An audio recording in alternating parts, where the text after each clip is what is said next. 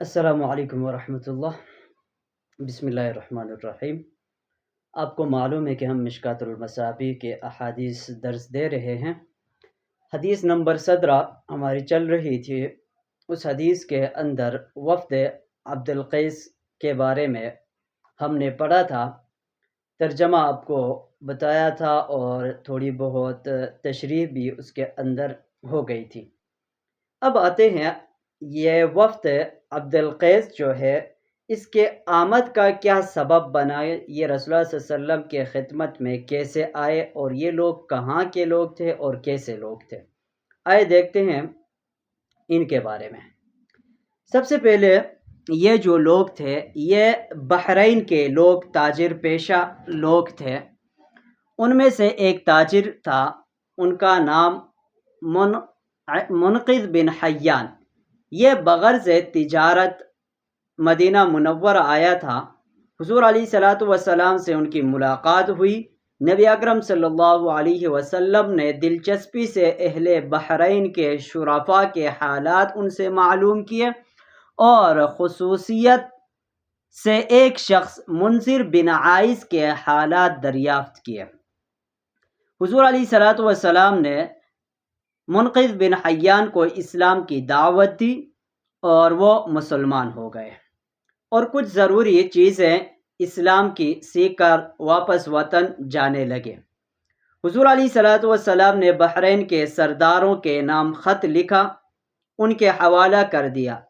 منقذ بن حیان یہ خط لے کر بحرین پہنچا اور منذر بن عائس ملقب باشج عبد القیس کے ہاتھ میں دے دیا وہ خط۔ یہ منقذ بن حیان اشج عبد القیس کا داماد تھا۔ ان کی بیوی اشج کی بیٹی تھی، یعنی عبد قیس کی بیٹی تھی۔ وہ منقذ بن حیان کو عبادت کرتے ہوئے دیکھتی تھی اور حیران ہو جاتی تھی، اس لیے اس نے اپنے باپ اشج کے سامنے یعنی عبد قیس کے سامنے ان کا تذکرہ کیا کہ میرا شوہر جب سے مدینہ منورہ سے واپس آئے ہیں وہ عجیب عجیب عبادات میں مشغول ہو رہے ہیں۔ تو اشج جب حضور علیہ الصلوۃ والسلام کا خط کھول کر پڑھا اور بیٹی سے اسلام کے بارے میں سنا تو وہ مسلمان ہو گیا، اور پھر انہوں نے مجمع میں یہ خط پڑھا تو وہ مجمع کے لوگ بھی مسلمان ہو گئے، اور پھر یہ لوگ حضور علیہ الصلوۃ والسلام کی خدمت میں حاضر ہوئے۔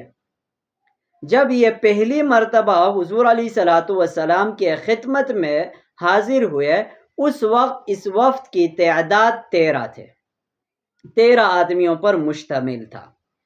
مدینہ منورہ پہنچ کر دوڑ کر سب حضور علیہ الصلوۃ والسلام کی خدمت میں حاضر ہوئے اور حضور علیہ الصلوۃ والسلام کو سلام کیا، دست بوسی کی، لیکن اشج جو تھا، عبد قیس جو ہے، یہ اشج عبد قیس کا لقب ہے، یعنی اشج نے پہلے اپنے تمام ساتھیوں کے سامان کو محفوظ کر لیا، پھر جا کر نہایا، نہانے کے بعد کپڑے تبدیل کیا اور اپنے اونٹ وغیرہ باندھ دیے، یعنی پھر نئے کپڑے پہن کر نہایت وقار سے حضور علیہ الصلوۃ والسلام کی خدمت میں حاضری دی۔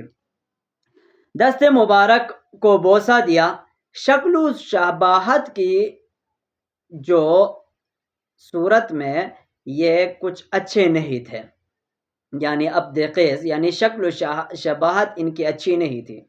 حضور علیہ الصلوۃ والسلام نے تعجب سے جب دیکھا تو اشج کہنے لگے، یا رسول اللہ صلی اللہ علیہ وسلم، انسان کی یہ کھال تو مشکیزے کی مانند ہے، مشکیزے کی صورت میں ہے، اصل انسان تو یہ نہیں ہے۔ در حقیقت الانسان بصغریہ، یعنی انسان دو چھوٹے اعضاء کی وجہ سے انسان ہے، یعنی اور وہ دو چھوٹے چھوٹے اعضاء کیا ہے؟ ایک انسان کا دل ہے اور دوسرا زبان ہے۔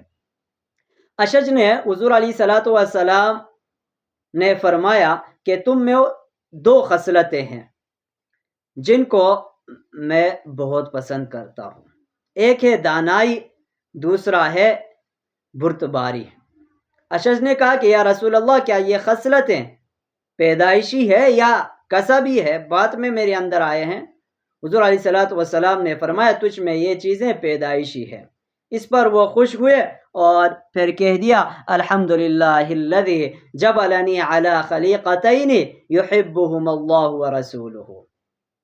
چونکہ منذر جو بن عائز کے چہرے پر زخم کا نشان تھا تو حضرت صلی اللہ علیہ وسلم نے ان کو اشج کا لقب دیا۔ چنانچہ نبوی یعنی امام نووی رحمہ اللہ فرماتے ہیں کہ منذر بن عائز کو اشج کا لقب حضور علیہ الصلوۃ والسلام نے دیا تھا، پھر وہ اشج عبد قیس سے مشہور ہوا۔